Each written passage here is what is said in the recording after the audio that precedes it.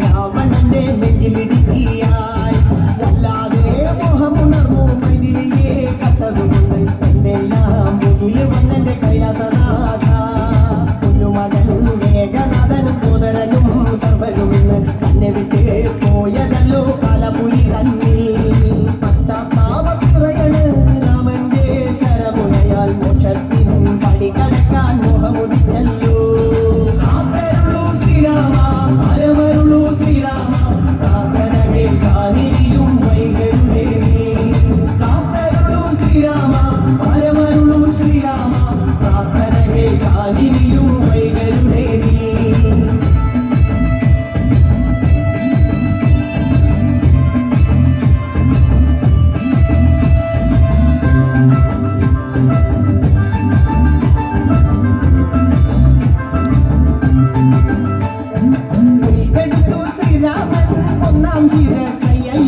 ദശമുഖനോ മോക്ഷത്തിൻ ഒരു പടി കടന്നയ്യ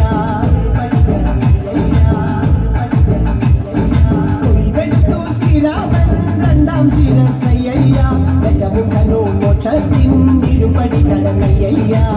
ആഞ്ജനേയ സ്വാമി അരികത്ത് രാമരാമേതി വിറ്റങ്ങു